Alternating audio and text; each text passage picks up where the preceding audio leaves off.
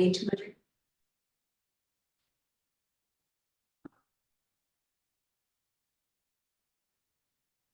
City Council work session for October 29th, 2024, call to order. All right. Garrett, are you gonna run through something? Yeah, I am. Okay. If that's all right. You.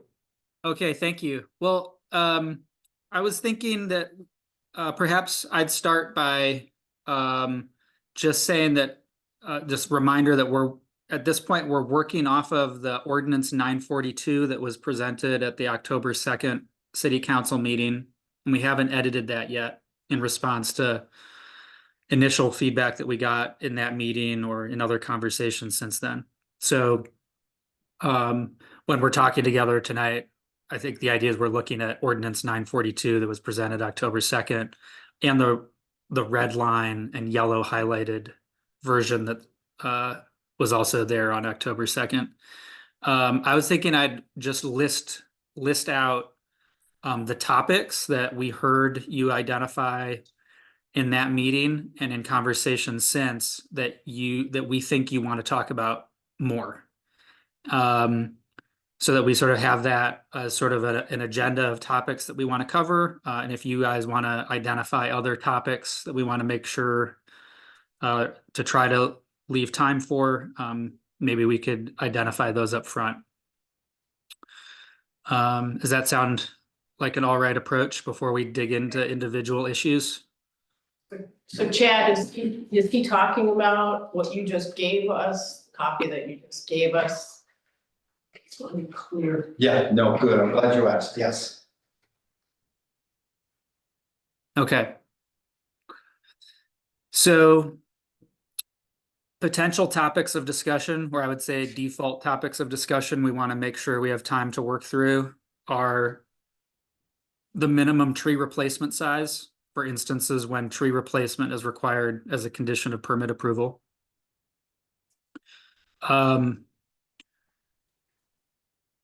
Editing the invasive species exemption so that it properly refers to a list that includes the trees you want exempted from having to get a permit, and moving that exemption from the definition of tree to the exemption section. So it's both sort of the content and where it's located. That's a second topic. A third topic is who makes decisions on major tree removal permits. Planning Commission or City Council. Wanted to talk about that. And then there might have been questions, I'm not as sure about this, but there might have been questions or an interest in discussing further tree care specialists, the role of tree care specialists or arborists in the ordinance. But this was a pretty limited set of topics that we had heard coming into the meeting, as far as I know. That being said, if there's more that you want to talk about, by all means. We're happy to do that. Is there anything else? Did that list sound in touch with? Well, it was close. There were still a few things that I'll add in once we get into it. You weren't here, so I didn't bring up some things that were specific to questions that I needed to ask you. Okay. So I'm not gonna interfere though. I'm gonna let you do what you need to do, and then when it's my turn, I'll go. Okay. All right. Well, in that case, if it's all right with y'all, we'll start with minimum tree replacement sizes. So, when a major tree removal permit is required, the decision to approve the permit, if it's approved, can come along with conditions. In not all cases will replacement trees be required, but the Planning Commission or City Council, whoever makes this decision on a permit, can require that the applicant plant trees as a condition of permit approval. And we currently have in the draft ordinance a requirement that trees be a minimum of 3 inches in diameter. And you all had identified that that's not practical and too large of a measurement. And one suggestion was that minimum tree replacement sizes should be as follows. For evergreen trees, 5 feet tall, and for deciduous trees, 10-gallon size. And so if you'd like to discuss that more or have other ideas on how to address the fact that a 3-inch tree replacement size is impractical, we could talk about that now. But the suggestion for 5-foot tall evergreens and 10-gallon deciduous trees seemed reasonable to us. I believe we already talked about that, and I believe we came to consensus as far as reducing the size instead of 3 inches. But correct me if I'm wrong, does anyone have a different remembrance about that? No, I don't have an objection because this is just this is a may, this isn't this isn't a shall. This is if it's deemed appropriate for a replacement tree. And I would hope that through the course of this, if somebody were to be required to do this, if they could come back and show, look, I've made, I've done due diligence, I've made a reasonable attempt to locate this, and it's just not a feasible thing, then the city would somehow work with them. And there would be a reasonable response from the city, I would hope. So I have no objection as long as, we intend to proceed with a reasonable. Yeah, if this requirement, for a 5-foot tall evergreen or 10-gallon deciduous tree is there in the ordinance for anyone to see going into their major tree removal permit hearing, they could identify up front in that hearing that this is not practical, and that would be an appropriate place for the planning commission or city council, whoever's conducting the hearing, to also give them some flexibility on that. So Garrett, that's number 4A under requirements D, right? Let me just double check. That is.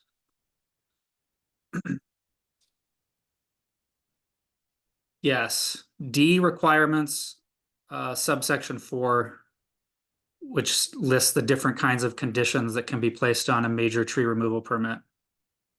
Okay, and under requirements 3, I've got the planning commission may grant or deny a request and not the city council. Because that gives them the right to say yay or nay, and then a person has the right to appeal to the city council. I believe we came to that decision also at the last meeting. So I think we also added in there that the planning commission will be a public hearing. Okay. Just making a note there. We'll make that change. okay.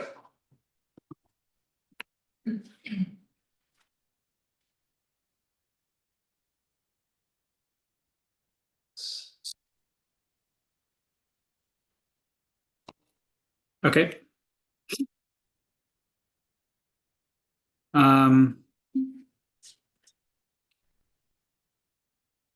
All right. Well, we've just worked through 2 of the.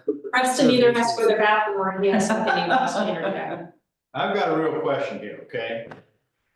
So I own a lot on Second Street in Dearborn. And it's got old growth spruce trees on it. I've been paying taxes on the lot forever. Okay, I want to develop and build a house for myself and my children. What gives the city the right to tell me that I can't clear cut my lot in order to be able to develop it? So, Phil, I won't try to answer philosophically in terms of the role of local government, but I will say that the ordinance that you currently have and draft ordinance 942 basically gives you free rein to remove trees that are within the building footprint, the driveway footprint, or nearby those things, so that you can reasonably remove them and not have them damage your home, damage your driveway, damage your septic system. Like, no separate permit is required. You submit a building permit application that shows where you want to put all of these things on your property.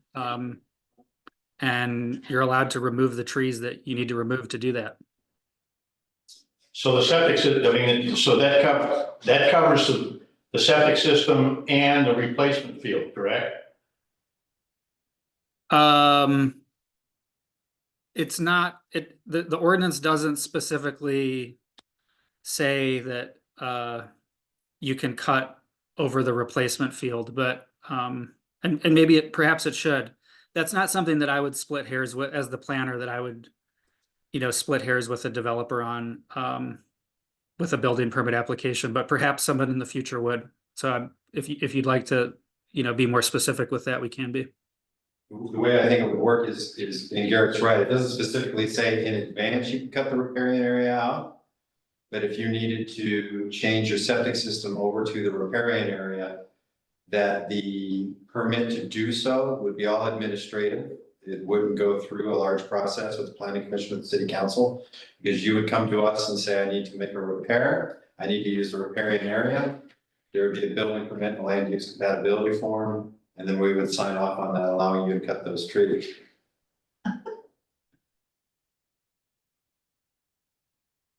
I don't have to put that in. Except there is no exception for the 55-inch or heritage trees. Is that that's my understanding. Is that correct?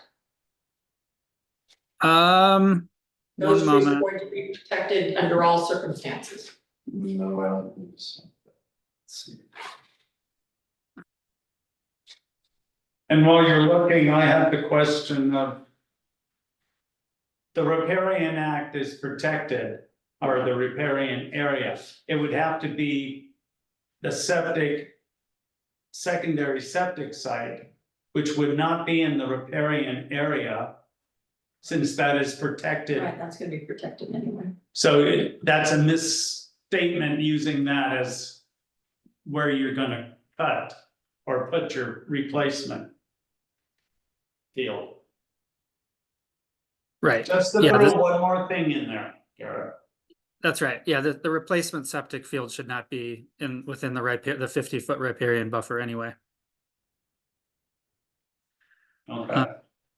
Sorry, I'm just trying to verify the answer to the last question there.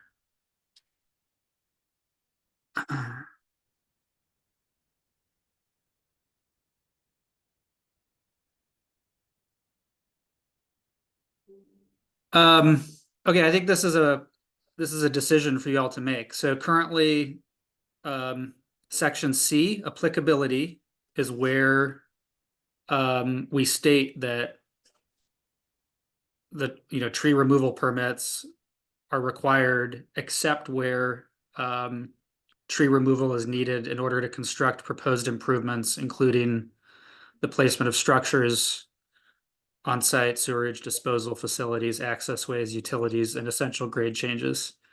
I read this and think that this exempts heritage trees and 55-inch trees as well, and that those can be removed without a tree removal permit in these construction circumstances. But perhaps you'd like to be more specific, or maybe that wasn't your intention. So let's hear from you about it.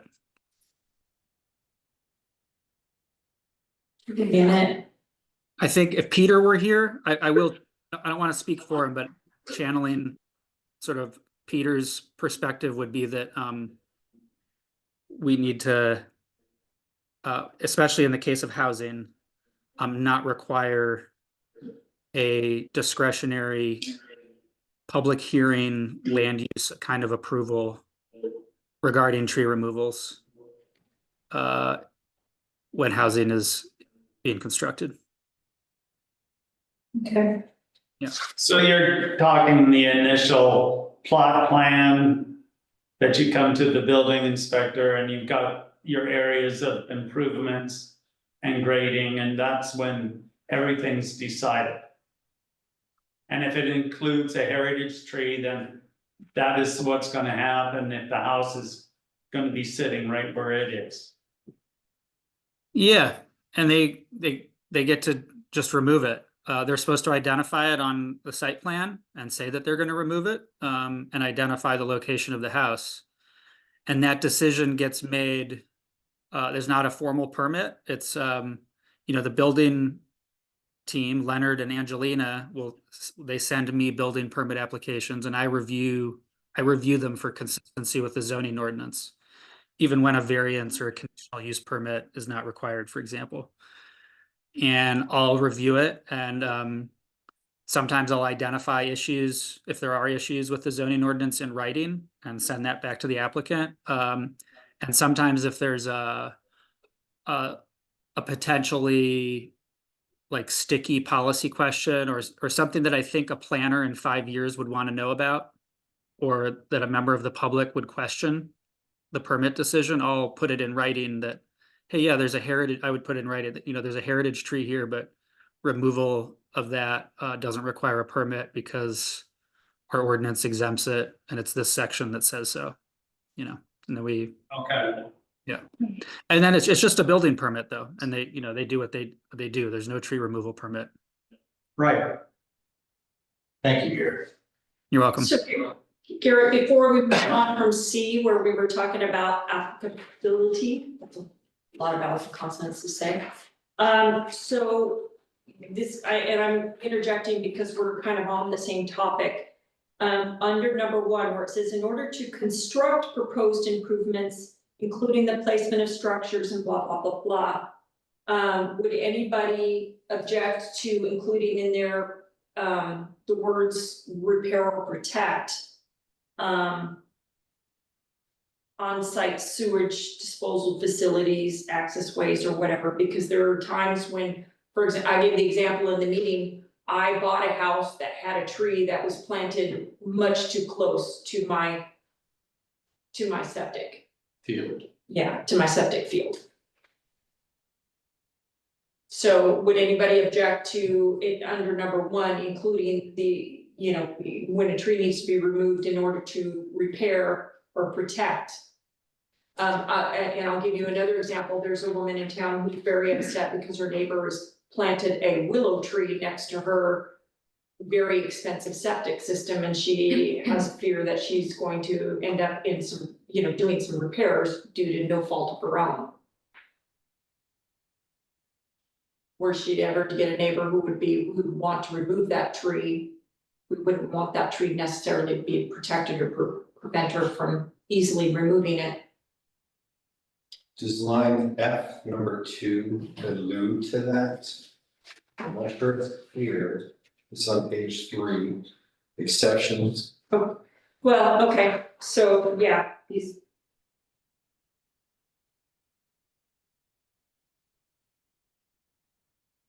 Yeah, as you currently have it, Okay. for an emergency or like an imminent repair that's required, yeah, permit's not required. There's also the idea that I think that the ordinance represents that, there's always some opportunity, and it's always going to be a reality for people to potentially abuse the leeway that's given by the ordinance. And they could say that, a tree that's 50 feet away from the septic system is posing a hazard to it when it's really not. And so, they just go ahead and remove it and say that was, and the app, the property owner says that was exempt from your zoning code because, it was posing a hazard to my septic system. So I removed it. And the ordinance right now it's set up so that it's like, yeah, if it's not an imminent threat, you come in and get a permit for it and show why it's threatening your septic system, or, show why in 5 years it would, and it makes sense for you to remove it now, and you get a permit for that, Okay, I think you answered my question. I just wanted to make sure that I got it on the record that it was discussed, what the intent was. Yeah, So, under C applicability, the whole purpose of what was sent to us from the planning commission was for the city to be able to keep track of what trees are being removed.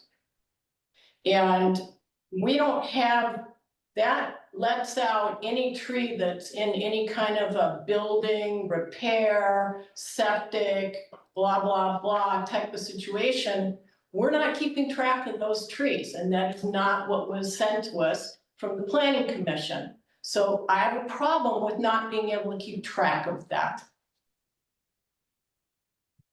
yeah, if you all would like, these exemptions could be sort of reworded to be a situation where a minor tree removal permit is required. And again, for a minor tree removal permit, there is no criteria by which the city can deny those. Like, you apply for it and the permit is given, is the idea. So if that was the planning commission's intent, and we have, you know, the more exemptions we add, I guess the further away from that intent we get. It's also just up to you all to decide what the ultimate intent is. You're the city council, but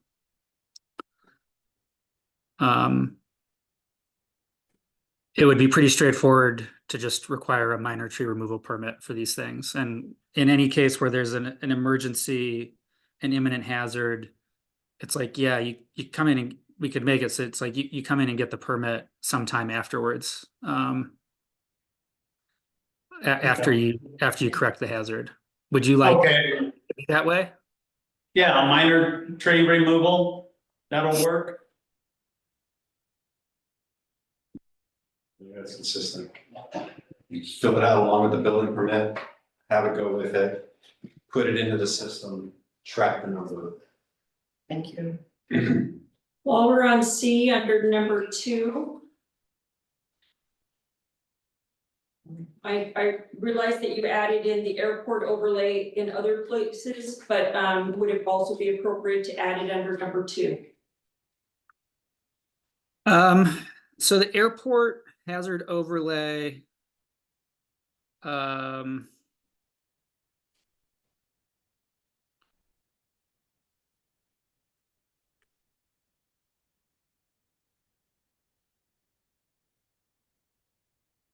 The airport overlay has its own rules about trees and what height they can reach, and yada, yada, yada. We have it in here. It is elsewhere, Yeah.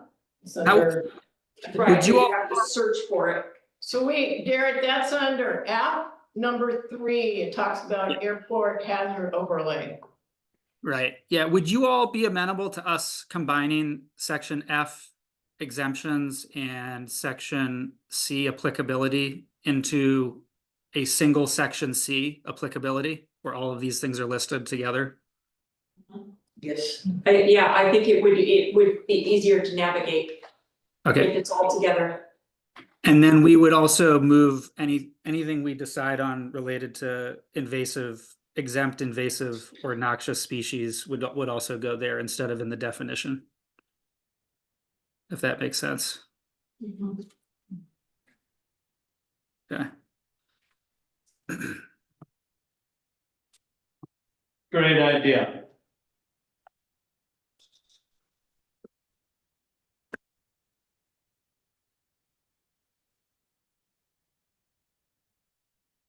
Next,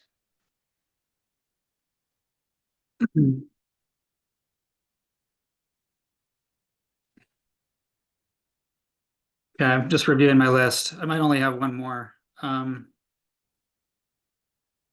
go team. Okay, and this is on invasive species that are exempt from getting a permit. I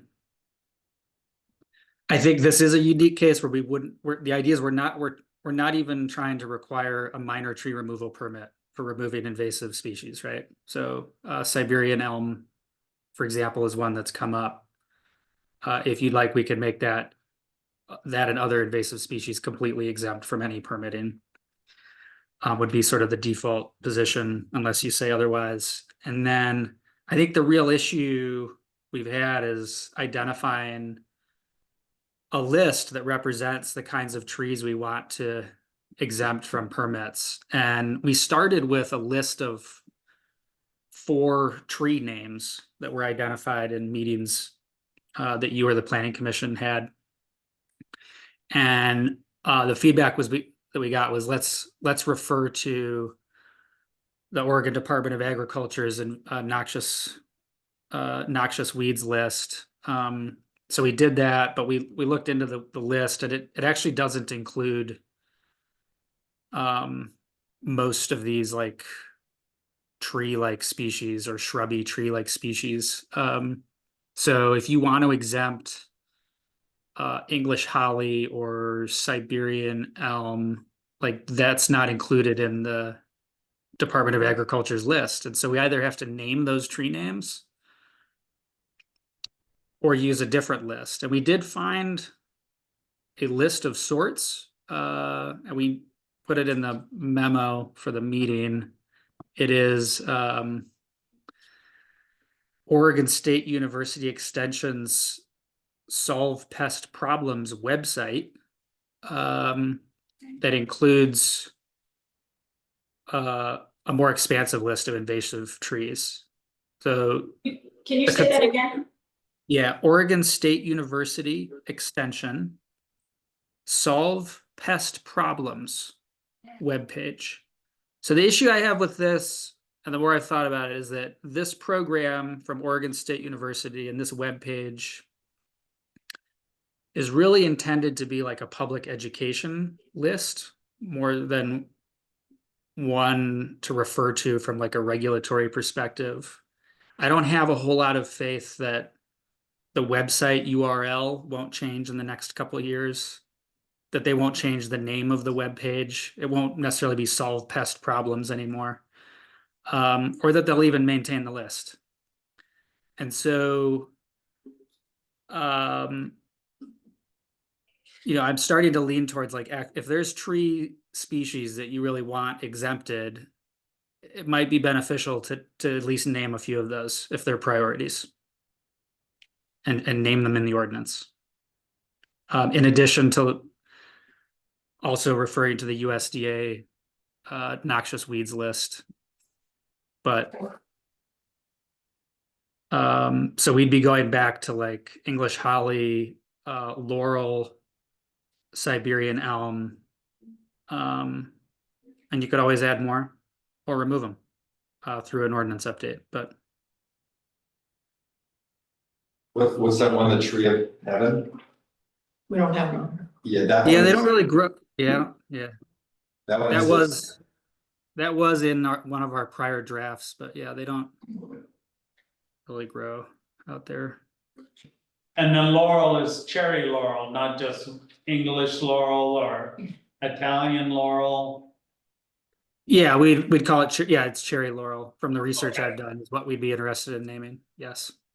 So I think the way that this would work is that if they had a cherry laurel and they decided to cut it down, there wouldn't be any tree removal permitting requirements. We wouldn't even monitor that that tree was even removed or keep it into our database. Correct. I mean, I don't think there's that many of those trees around here, quite honestly. And they would have had to most likely had an arborist come in and say, well, that's a blah-de-blah, and it's an invasive species. I mean, I'm guessing, identified it on their phone or something. That didn't address that list didn't address the plants that are identified by different state organizations, including universities, as being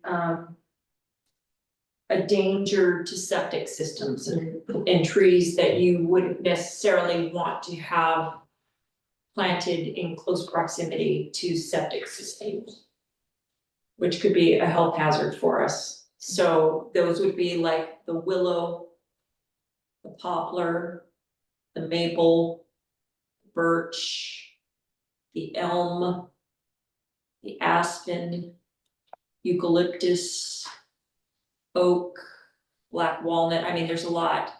And those are all, you can find those all on Oregon.gov website, has a list, they actually have a list of trees that are a danger to septic systems. So I would think that we would not want to necessarily write a law that would protect a tree that could be a danger to a septic system in a city with septic systems, but that's just my thinking. If you guys want to talk about that more, I mean, I'd think about it perhaps in terms of if you want to have a list of trees where like there's invasive and noxious species that we don't want to permit at all, or we don't want to require a permit for at all. There's other trees that they're probably valued by the public in some ways, as long as they're not next to a septic system. It could be valuable parts of the city's trees. And so perhaps there's a list of trees that could be permitted through a minor permit. It'd be a minor tree removal permit if they're within a certain distance of a septic or replacement septic system. Would maybe be the way I'd think about that. But they're not really in the same category as an invasive or noxious species. It doesn't seem like.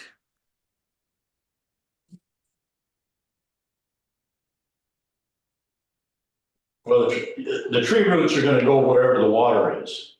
So every tree that you plant close to a septic field, okay, is an invasive species. Right. Yeah, so you're saying maybe having a specific list isn't helpful. No, Yeah. I mean, we're on sand for the most part here, and the roots are gonna find water. And they're gonna go to the closest thing that they can to get water, and that's your septic field.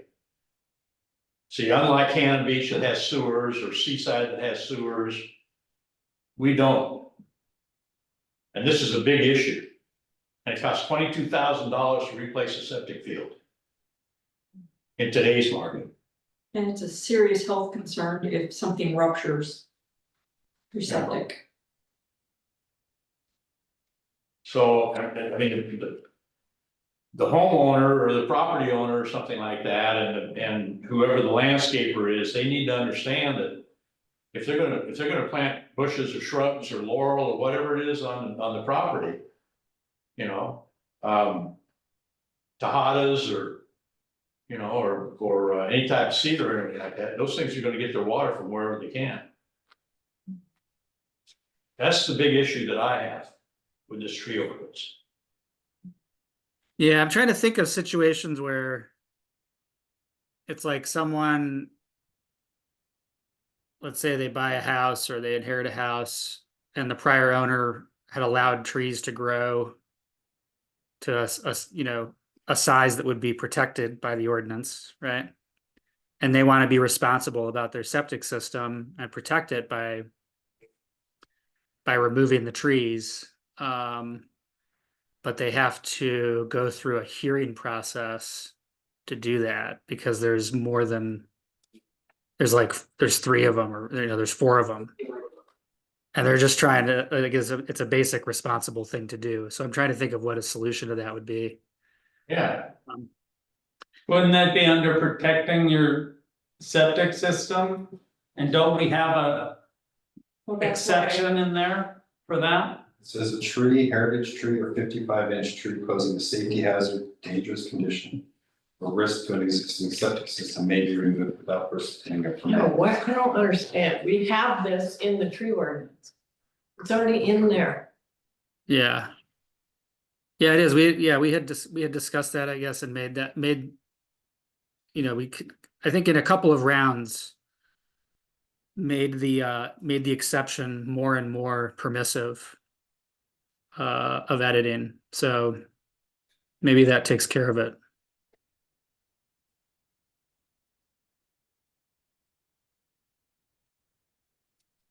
Safety hazard or a dangerous condition.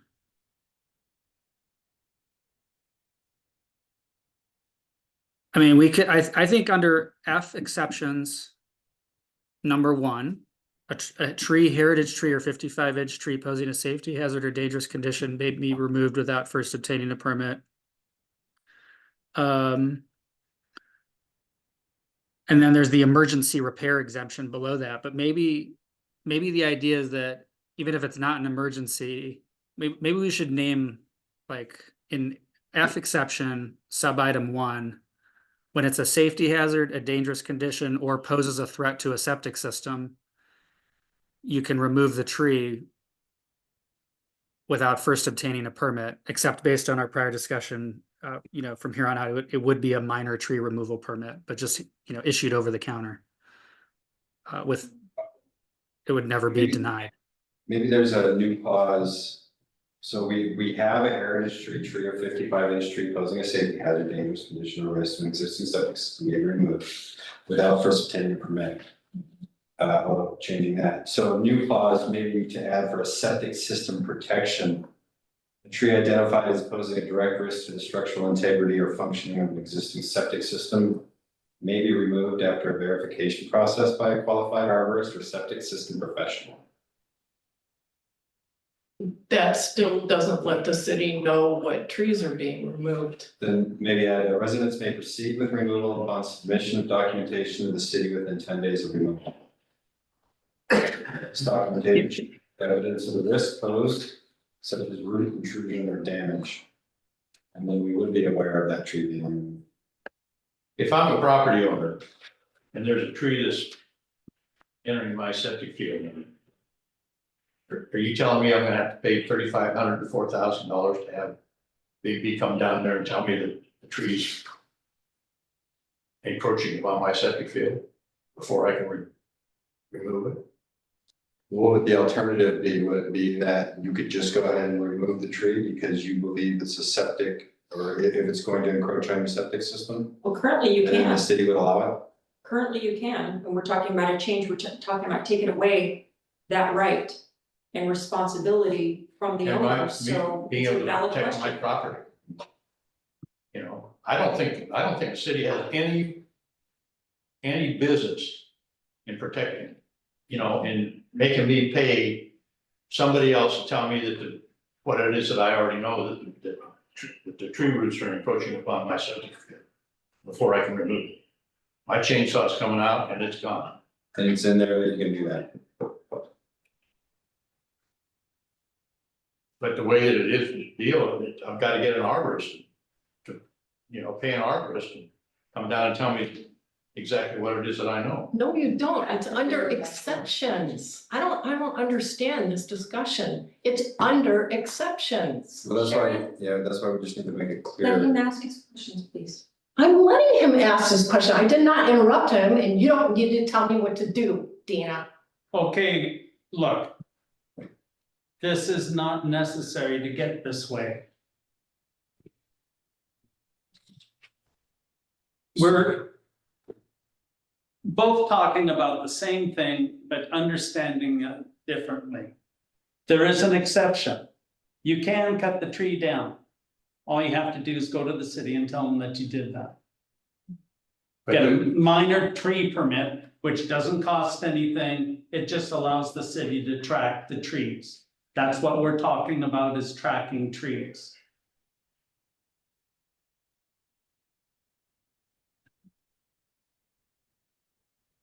Maybe I need to explain that differently. You understand what the tracking of trees is about? I understand the tracking of trees. I got a lot of trees on my property. Yeah, I'm sure you do. All right, ladies, we don't have to be this way with each other, okay? It doesn't, you don't have to tell someone to let them answer the question or ask their question when they've asked a question. You don't have to be short and snippy about, you've already done that, they've already asked it, okay? I'd like to move along. Is there anything else, Garrett? No, nothing from my list. Nothing from your list. Does anyone else have anything on their list? So I'm wondering, Garrett, if we need to put something in here about tree care in the public right of way. In terms of specifying, who's responsible or Yeah. for tree care? Yes, Or- Okay. Um, we can do that. Would this work on the right of way as well, but the city would be the applicant? No, we don't wanna take that responsibility. We wanna oversee it and make the owner of the property. Because it goes all the way out to the center of the street, is what everyone was saying when it came to Don Frank's property. He's supposed to be responsible for all the maintenance all the way to the center of the street. Yeah. So if that means the right of way and the trees, then it should be the owner of the property. They come to the city, they say, this is what the issue is. And then we work it out with them, Through this. okay? right, but do we want a sentence somewhere in here about that? Is my question.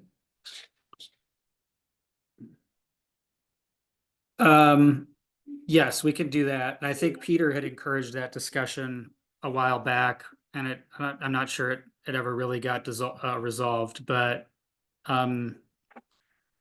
we would state, trying to think where it would go. Probably under applicability. It's not an exception, but it's regarding how this ordinance is applicable. Or it could have its own sort of lettered heading, but can I confirm with you all that the goal is to make it clear to the public that when they want to remove a tree that's in the public right of way, they're required to get a permit, just like when they want to remove a tree from their property. That's one thing. And two, do you want the ordinance to say that that maintenance of those trees is their responsibility?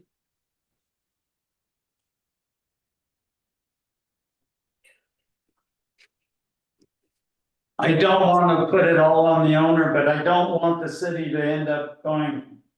We've got 20 applications and they all want the trees trimmed, pruned, and. You know. Made to look prettier. You Right. know, and that's what we would be opening ourselves up to, if we. I don't know how you would word it, Garrett, as a planner. Well, and that would be something I'd be checking in with Peter on as well, to word that in particular. Yeah. Okay, well then I think he should, because Peter is the one who brought that up at the meeting. About the 5 trees at Don Frank's and how. Okay. Everyone's to the middle of the road as far as maintenance is concerned. Okay. The whole thing is that the property owner owns to the edge of his property. And then the utility right of way and the street right of way and everything else is the city's property. So if a homeowner wants to plant trees on the city's property. And plant them over the, say, the water line. Whose responsibility is that when the tree blows over and rips the water line out? I mean, I don't think the property owner should be able to plant anything on city property. I was not. Saying that they could plant on the city property, they have to maintain the vegetation. In front of their property. Adjacent to their property line, to the center of the street, if there's vegetation to that point. Because we already know, and you can drive down any street, and you can see people have already planted to the edge of the road. When it's a 60-foot right of way. So they've already done their basic infringement, if you will, so they must maintain that. Is my feeling. And I would check with Peter, because again, he was adamant about that when he was talking about Don Frank and how it goes to the middle of the road. Yeah, and when it comes to preventing owners from planting in the right of way, that's a legitimate, city and public concern. I would say it's like a whole nother topic that I would encourage us to take up as like a separate ordinance.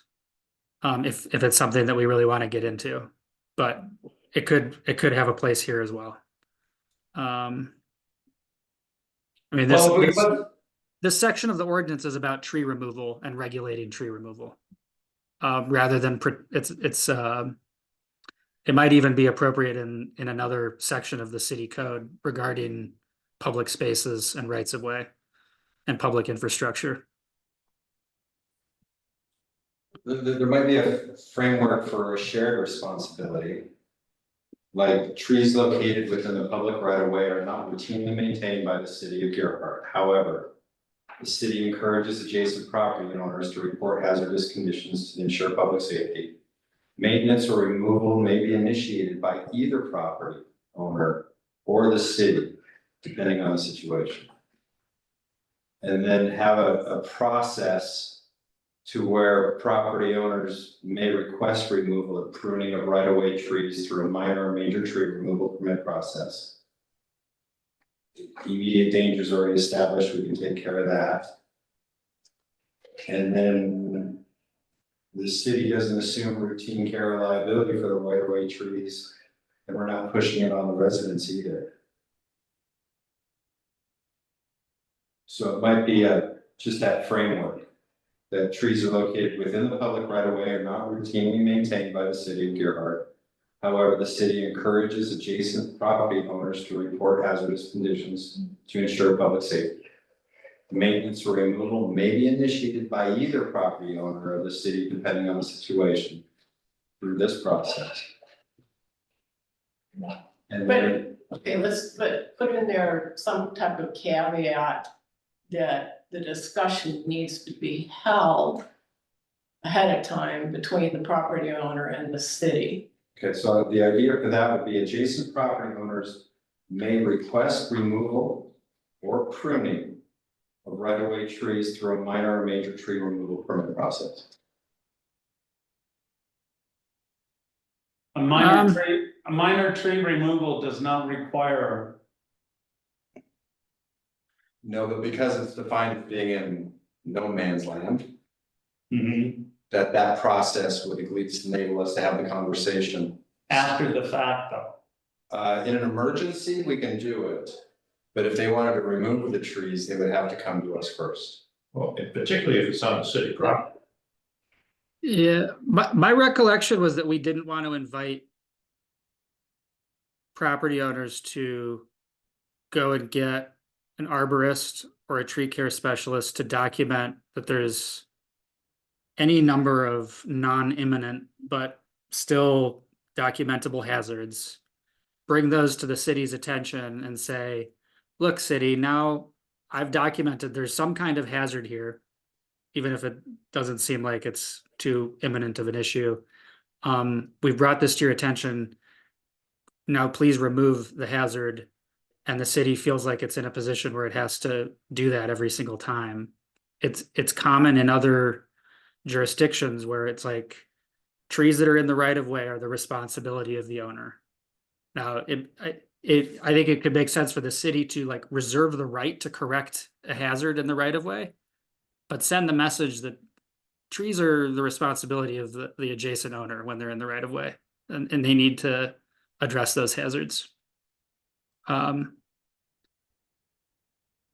Do you think it should be in this ordinance or it should be in its own separate?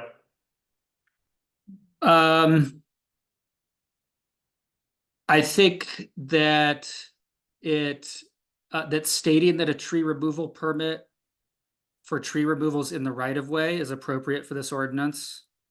And it's a little bit of an awkward fit, but I think it would also be okay to signal here that it is the responsibility of the owner to maintain those trees and correct hazards in that area, and that the city reserves the right to do so too.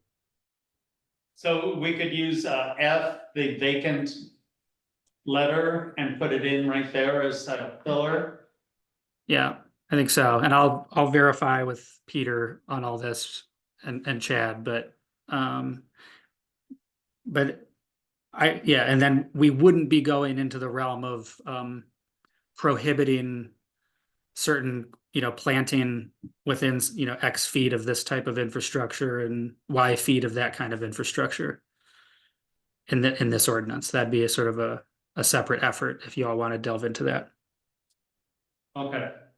That sounds good to me. I don't know about anybody else. Fine. Anyone got a question to it? Okay.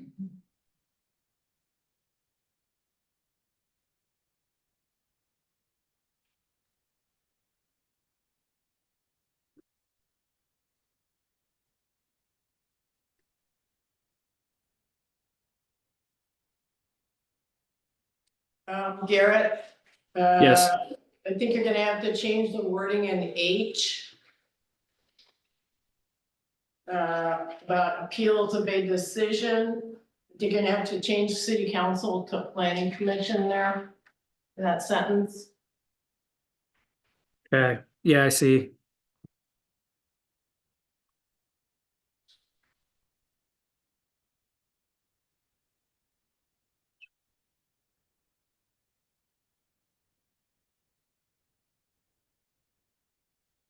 Okay. Yeah, the major tree removal permits will be a city. It will be a planning commission decision. That's appealable to the city council.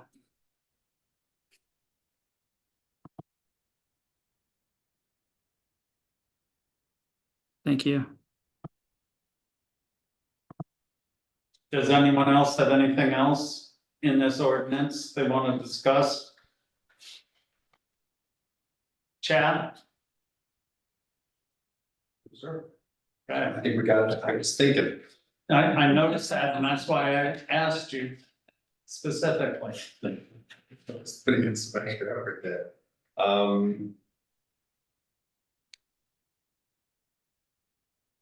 No, I think that we've covered everything that we needed to cover. And I think we're ready to make some changes to the ordinance 942 and bring that back to the council. And I think we got a good working document here that even if we put it into act and then it doesn't work, we can come back and make some minor changes.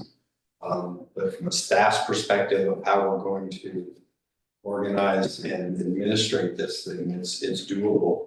Now, we haven't talked, and I don't know that it's appropriate at this moment yet, but staff will score this in a way to take a look at what the costs involved are in time and effort. And then during the budget process, we'll look at suggesting some permit fees that would help us cover some of these expenses. And the For the appropriate. major. Yeah. Yeah, so I've got some basic information I can hand out to you to get you thinking about it. It's what we're gonna use to kind of think about it.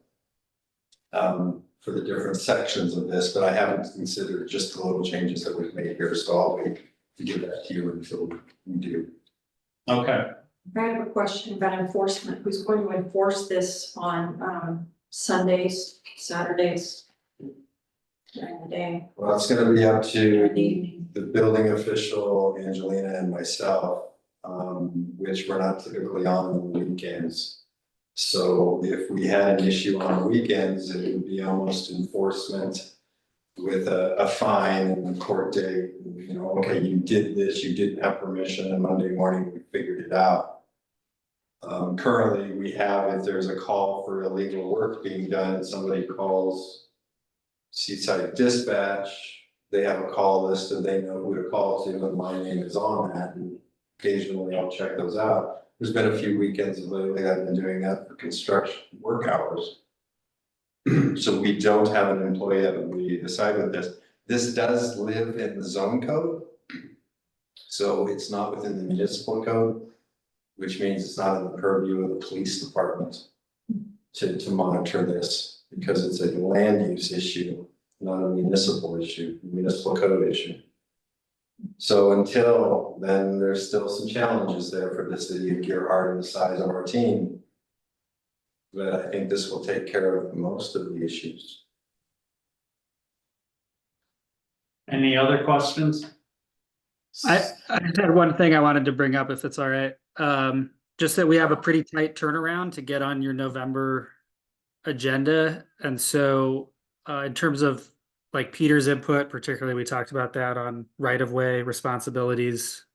That input might come on the draft revised ordinance, like after the packets are prepared. Like we might not have time for that coordination in the next couple days, right? But if you, we can bring it back to your meeting in November at this point, if you want us to get it in that soon.